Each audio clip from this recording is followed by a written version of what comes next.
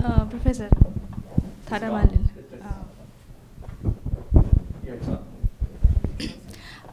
Thank you for that terrific talk. I am Apala. I'm a PhD student at University of Toronto, and my subject is literary studies. And so I found your talk particularly interesting because it touched upon, the specific claims that we make from the point of view of aesthetic studies. These are sort of challenges we pose to traditional philosophical claims, which are more essentialist and things like that. So I have 3 questions. One question. Beware of the PhD student. One question and probably 2 observations. I'll probably start with the observations. The observation being that while you were citing all these examples or these metaphors of talking about diversity, I kept thinking about Thakur's own, Sri Ramakrishna's own coinage, I would say, which is as many, Joto Mat Toto Path, as many faiths, so many paths. Now, from the point of view of literary studies, we earlier used to, think of literature in terms of its metaphors and allegories and stories and narratives and so on. But there has been a trend to understanding, paying closer attention to the structure of language itself. And from that perspective, I feel that just the very grammatical structure of how Thakur puts it, instead of actually bringing in a metaphor there, but to just say just as many paths or as many faiths, that many paths, for me leaves a certain sort of open-mindedness to it, or open-endedness to it, that's almost aporetic, that there can be any number of anything for that matter there. There is no ultimate, because even metaphors sort of tie down in some sense, some signification. That's my one observation. I would like to hear what you think about that. The other thing is, you ended on that, the allegory of the elephant and so on. My question was, the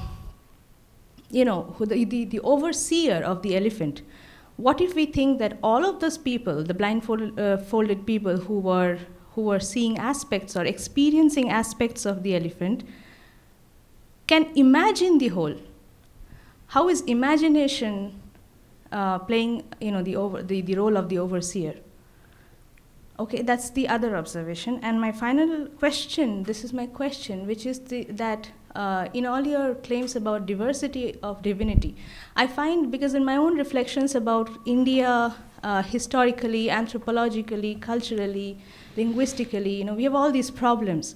But at the same time, the only answer we sort of seem to reach at more and more is that the whole question of diversity and how sort of endlessly aporetic this diversity is. And as soon as we sort of, acknowledge that, the better for us sort of thing. But my question is, where would you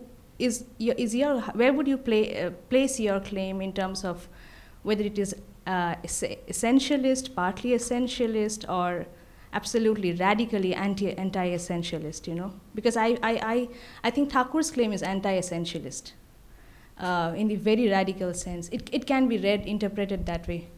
But I find any number of people who seem to be talking about, breaking down essentialism, sort of have these chunks of essentialism in their arguments. So that's all. Sure, that's all she says. Right.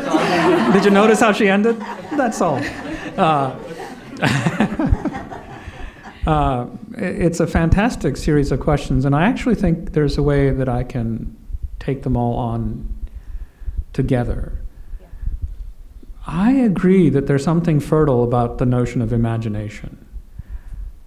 Of course, particularly when we're talking about divinity, we're completely in the realm of mystery. The trouble is that mystery discourse is sometimes used to nullify all claim-making whatsoever and the possibility of any genuine learning. Right? So I want to be able to think in a way that allows me to say there is something that I need from the other that I don't already know. And for that to be the case, I have to be able to posit that the other traditions contains ways of accessing divinity that are not already fully articulated in my own. That's all I need for learning to happen. And I think imagination, therefore, is precisely the way to go. Since we don't actually, in the case of divinity, know that this is an elephant, we work by piecemeal work to move forward in imagining what the whole might be. And so, there is a certain kind of aporia there. By the way, she uses this word aporetic. It comes from the Greek, which means literally where there is no way. It's funny to think about that word, given the paths metaphor that seems to be so central. I'm somehow moving away from path metaphor. I actually think that what we need is something like, and this is what I take my own work to be, is pachyderm perambulation, right? Circumnavigating the elephant, right? So what I think all of us need to do is to somehow be amateur elephant circumnavigators, right? Each of us makes it a point to befriend a tradition other than our own, since no one can claim to know the whole elephant. One lifetime is not enough. This is one argument for reincarnation, that every scholar doesn't have enough time. So there has to be more lifetimes than just one. So I take my work to be this sort of beginning as a Christian, but then walking over to Buddhist and Hindu sides of the elephant, if you will, and then practicing as they do, reading the texts as they do, and trying to see what others see, and then reimagining what I took myself to know from my initial starting place as a Christian. Does that make sense? So is that essentialist? I don't know, because it's always subject to revision. And my claims about what I take myself to know comes only because my conversation partners happen to be Hindu and Buddhist. If I went the other direction around the elephant, say my conversation partners are Muslims and Jains, I might say very different things. So insofar as any claim I make is made under the proviso of a hypothesis, under the operation of imagination, I am going to make claims, but I'm completely aware that they're all fallible and revisable. So what seems to me is that it is more processual? Yes. Like where process is not just linear probably, but comings and goings. That's right. Absolutely.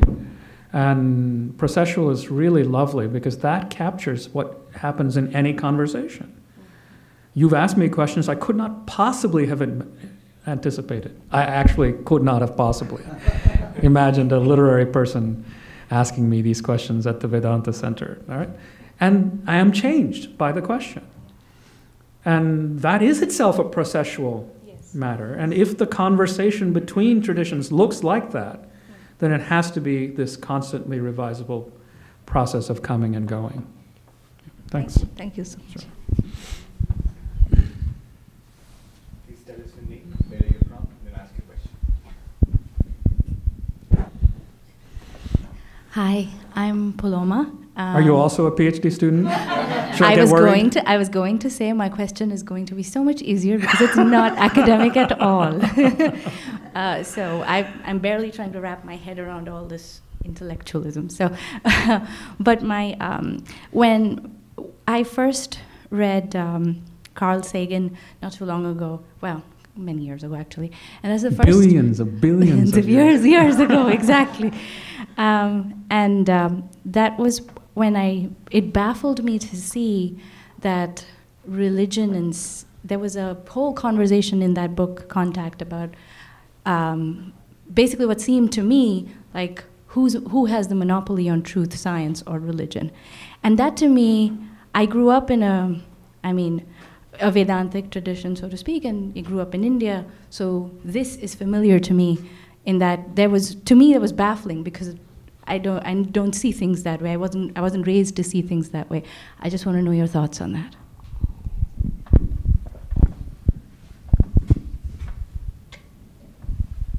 I have not read that particular book, but there is a general kind of condescension on the part of scientists who take upon themselves the authority to pass muster and opinionate about things about which they know very little. If I were to speak about physics without having done at least a decade of close work, I would be laughed out of a room, right? Whereas most of these scientists have not read a single word of theology, and then opine about the nature of all religions. They can't, for example, imagine that a religious person might genuinely take a hypothetical approach to truth, believing that only science works by way of hypothesis and falsifiability. But as I've just articulated, my entire mode of approach is based on falsifiability and provisionality. So that religion has to be absolutist in its claims, is something that Sagan just simply takes for granted, in large measure because I think he must only have been spending time with what passes for religion on the popular Western stage, which is fundamentalism. Fundamentalists do make absolutist claims. Most traditions do not. Even if they believe, for example, that the fullness of truth has been disclosed in Jesus the Christ, as we Christians are wont to say, not all of us, most of us then quickly realize, or should realize, that if the fullness of truth is disclosed in the Christ, then the fullness of knowledge about the Christ would itself be a never-ending process. So after you've said that the fullness has been disclosed in Christ, you really haven't made an absolutist claim, or you shouldn't be thinking that you have. But in Western discourse, the scientist takes himself or herself to be, and often, by the way, the scientists who make these grand claims are men. And these new atheists are almost all men, profoundly misogynist too, and they dismiss all religious work in this key of hypothesis and vulnerability. They're doing battle with fundamentalists, and they become anti-fundamentalist. I had a mentor of mine, Harry Oliver, who was from Alabama, and he with a slightly southern accent said, "John, be careful when you choose your opponents. We tend to be defined by those whom we oppose." Right? And so the fundamentalists become fundamentalists. And then there can be no conversation between the sciences and religions. That's why we're in the pickle that we are. So, yeah.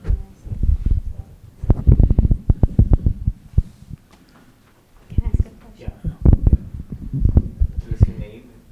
My name is Rama, and I have two brief questions.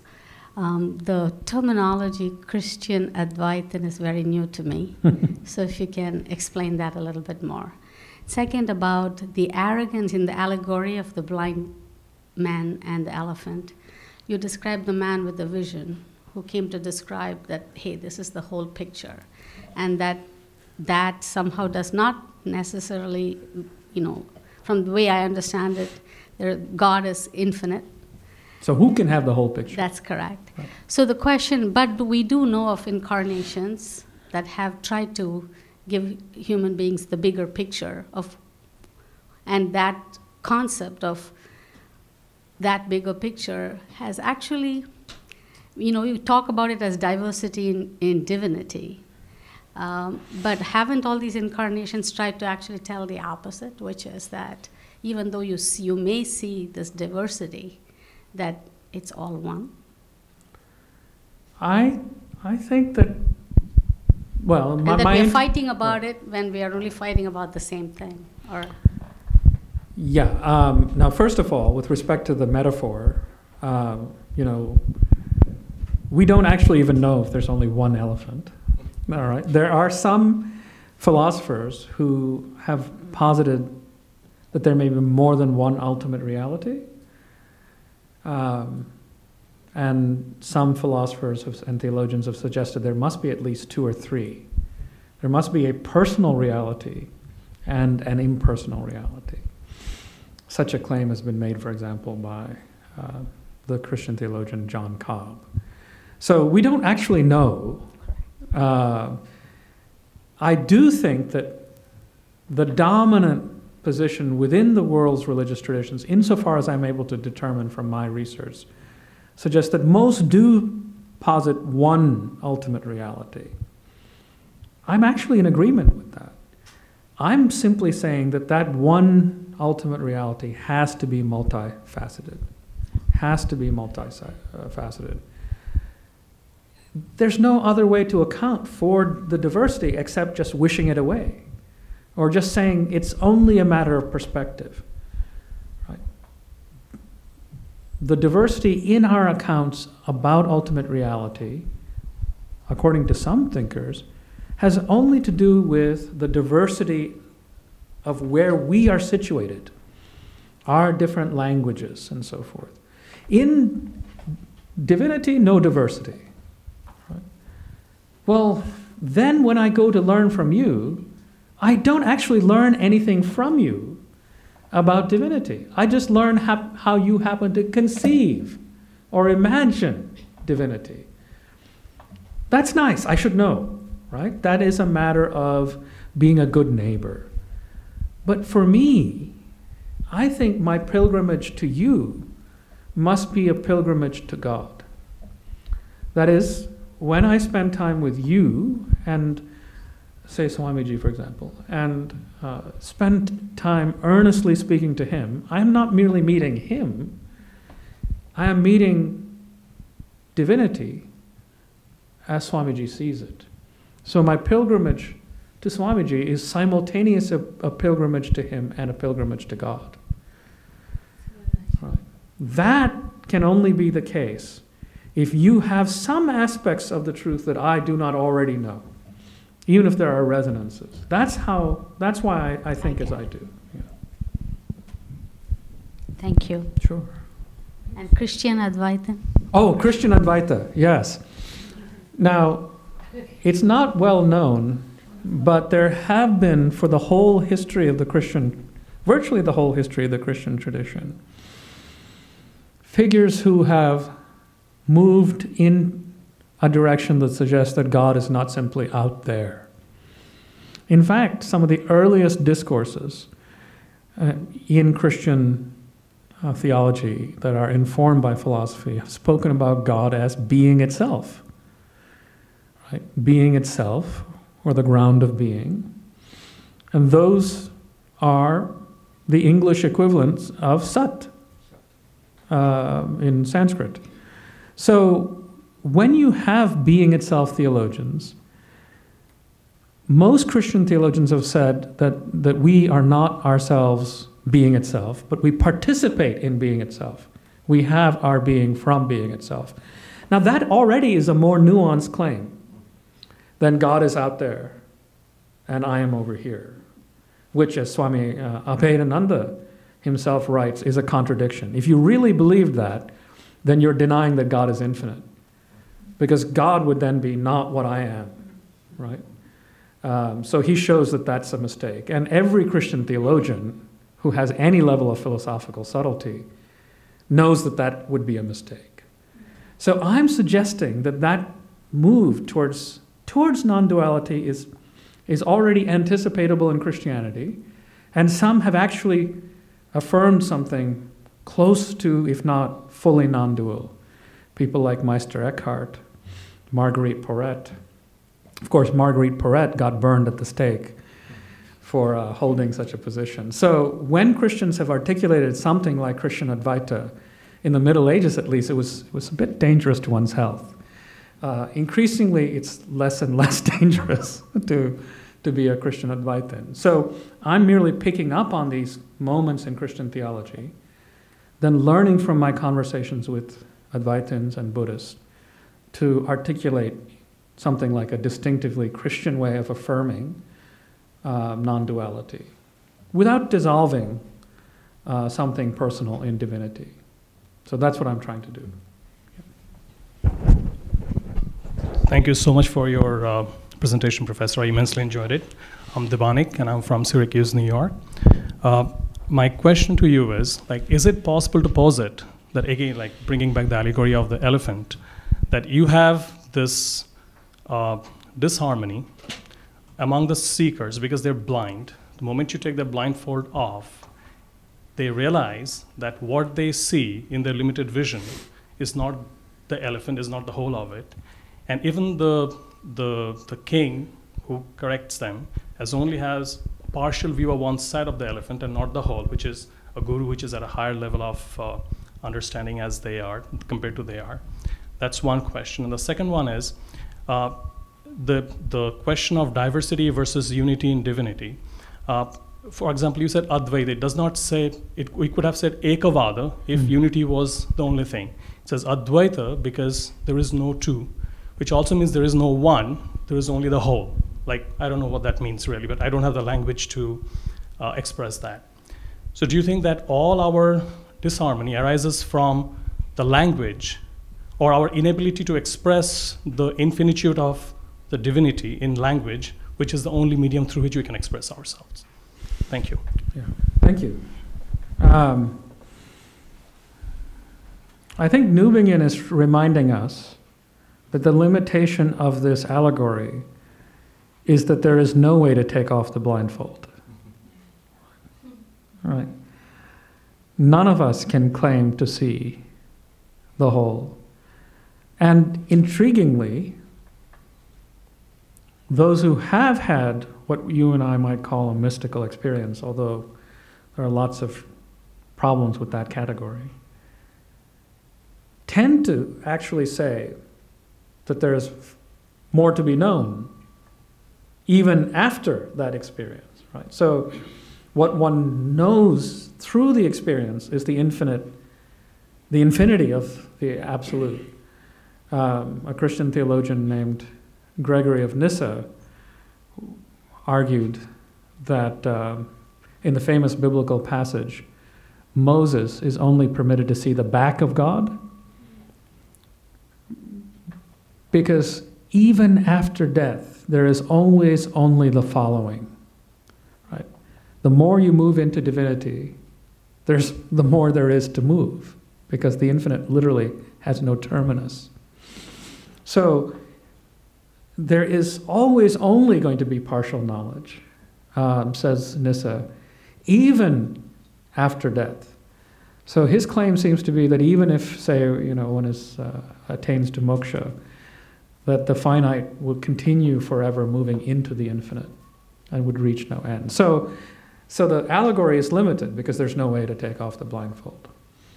Is all our conflict due to the partiality of our knowing?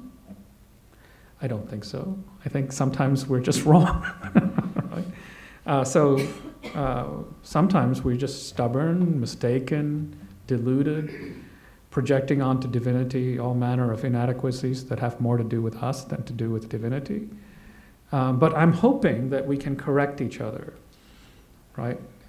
And it is likely that I need you to correct me for what I fail to see.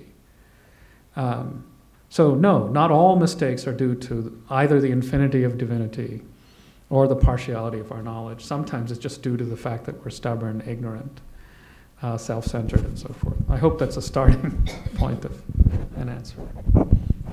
Hi, Professor. Thank you very much for your excellent lecture.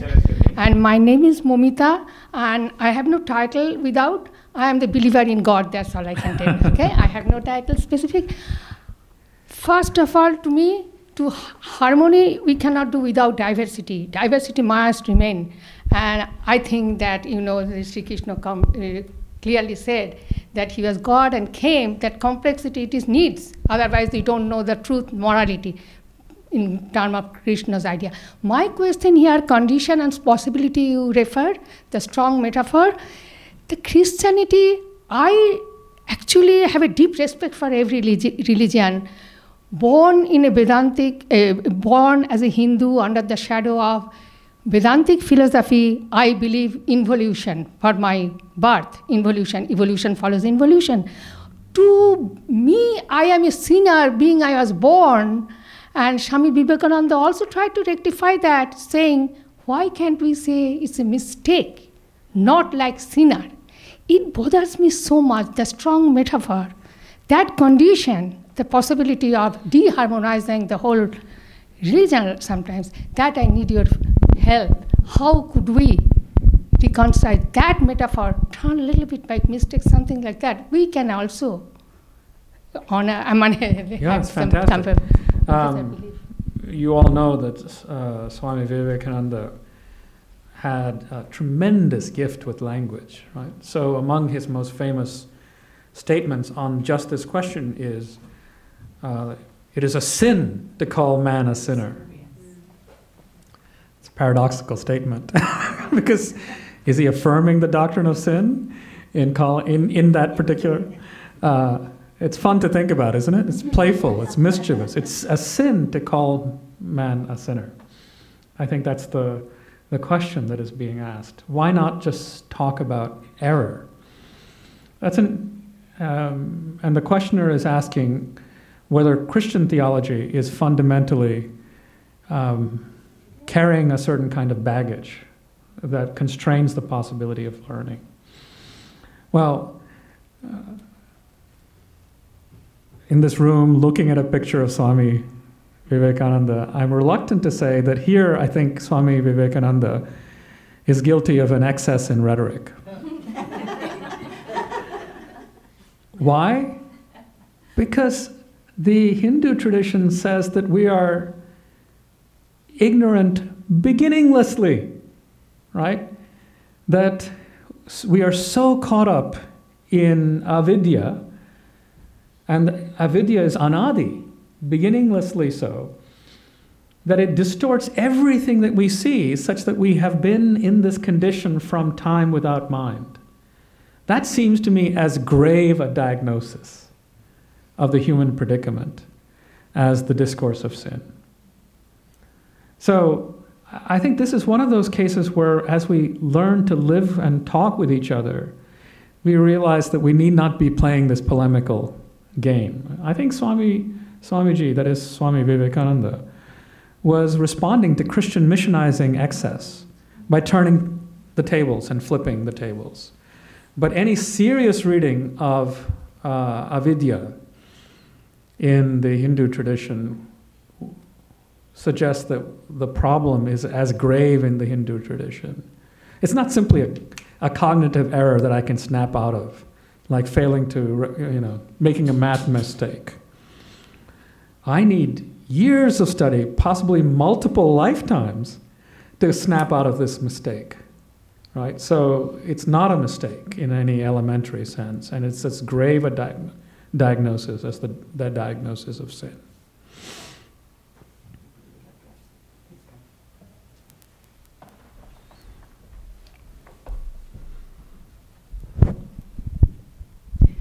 Thank you so much. My name is Soma, and I'm from Syracuse, New York. Related to the other Syracuse person? Yes. This talk kind of made me think of a very basic question: what is divinity?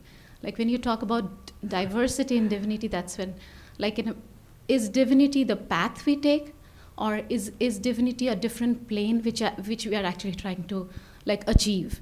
And if it's the path we take, we have grown up, we understand it's different paths, as many people talked about it. But if it's a different plane, a person who's seeing Christ in everyone has reached Christ. A person who's seeing Krishna in everyone has reached Krishna. A person who's just, I can't even talk about that, Brahman. Does it even matter, the diversity there?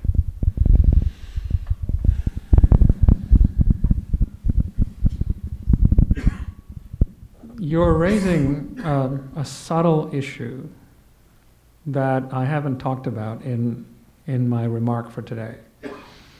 And that has to do with the relationship between truth understood as a set of claims about an object out there called divinity, versus another more subtle conception of truth as truth that is something we do, not something we merely posit. Hence, we might talk about being true or becoming true. We can talk about people who, in religious life, it seems to me that there's an intimacy between who the one doing the speaking and what one is speaking about, right? So we actually recognize that there's something wrong if somebody's making all manner of what might be defensible philosophical claims about divinity, but turns out to be a jerk, right? So we don't actually think of such a person as a religious person. We think of them as a hypocrite, perhaps, right? So the one who does the truth is the one we prize, or ought to prize, in religious life. We might say that there's a performative aspect of truth, not merely a propositional aspect of truth. And you are asking an admittedly deep question: if we detect in persons a genuine movement towards truth at the performative level, do the propositions matter?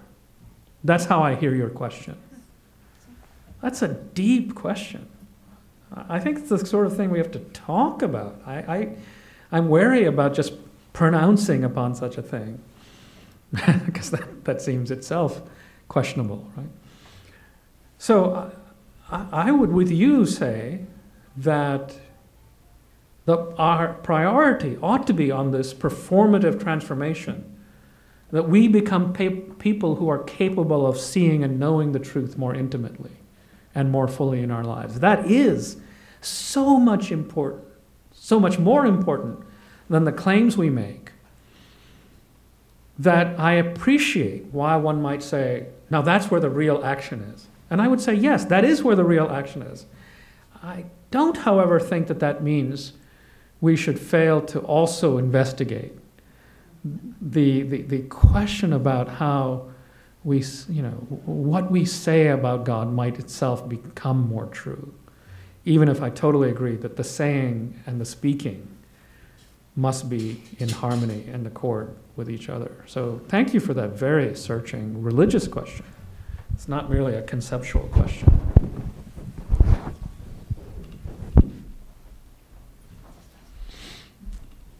Uh-oh, now I'm in trouble. It's a very simple one. In fact, what I was reminded of when you're speaking about the complexity of the ultimately real, there are shades of Jaina way of thinking there. Anekantavada, yeah. Anekantavada. So could you just talk about that? Just introduce what Anekantavada is and then just relate it to what you were saying. Yes, the tale I told is also beloved of Jain communities, even if it has Buddhist origins. Again, I would really defer to Jeff Long, who's done much more work on Jainism than I have, published an entire book on this. But Anekantavada, Vada, as you all know, means doctrine, and Aneka means many. So Anekantavada is the notion that reality itself is many-sided. So every truth claim is always only going to be partial because there are a multiplicity of sides to truth. Intriguingly, Anekantavada does, it seems to me, avoid the error of suggesting that diversity only is due to the fact of different starting points. The different starting points do make a difference, but because the object itself is multiplicitous, then it's not just a matter that I happen to speak English and you happen to speak Hindi. Diversity is not merely produced by culture, but of course, standpoint does matter. So multiplicity comes both from standpoint and the many-sided nature of reality. So every truth claim has to be said provisionally, and hence Anekantavada is also to be combined with Syadvada, a kind of maybe doctrine. Yes, what I say is true, but it's only true under these conditions for these features of reality. So apparently conflictual statements might prove to be reconcilable from some other perspective. So yes, I actually think there is a kind of anekantavada operative in my thought. Also in Gandhi too. In Gandhi too. Yeah.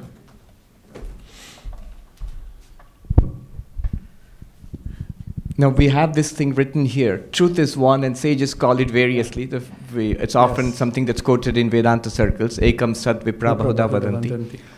Robert Wright, whom you know well, you're from Princeton, and he comes to the Union Theology on the Seminary also.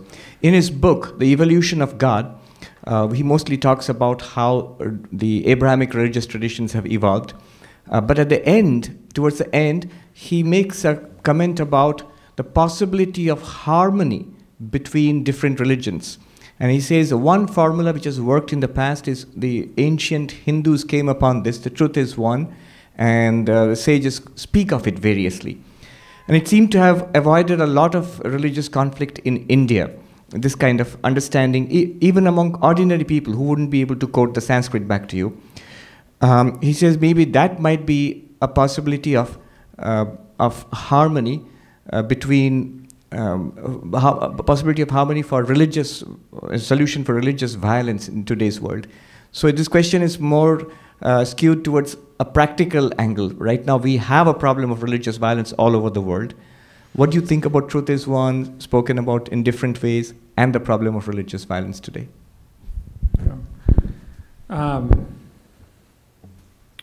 There's a great deal of really thoughtful work being done that calls into question the very notion of religious violence. I am not at all persuaded that something called religious violence exists. Often this discourse of religious violence is deployed by state actors to say that religious people are violent somehow intrinsically, whereas when violence is committed by the state, it's logical, it's rational, right? But if we actually look at violence over the last century, much of the genocidal violence that resulted were by state actors, and often holding to ideologies that don't actually formally pass as religious. So I'm skeptical of the whole discourse of religious violence. I'd commend the work of a scholar named William Cavanaugh, who writes about the way in which religious violence is used to stigmatize religions on the part of putatively rational actors. They are violent, we are rational, right? So the Muslim is violent, right? Islamophobia justifies American state violence. So I want to begin right there by saying I contest the easy way in which we take the term religious violence to be really pointing to something. I'm much more interested in the suggestion that a failure of humility or a claim to know the absolute absolutely might be grounds for violence. But of course, that can take any number of forms, right? One can argue that only a particular economic system is viable. There is no alternative to capitalism. Capitalism is the answer to all our problems, right? I think that might prove to be violent, right? So epistemological humility is, I think, an important condition. And if in ekam sad vipra bahuda vadanti there is a call towards the possibility of epistemological humility, I would agree. But I worry about, the sages call it many, being reduced back again to sameness. That's my worry about that phrase. If we can read that phrase as other than an affirmation of sameness, and as perhaps a call for epistemological humility, then I'd be fine with that phrase. I hope that helps. Thank you. All right. So, thank you very much for that brilliant talk and Q&A. A big hand for Professor.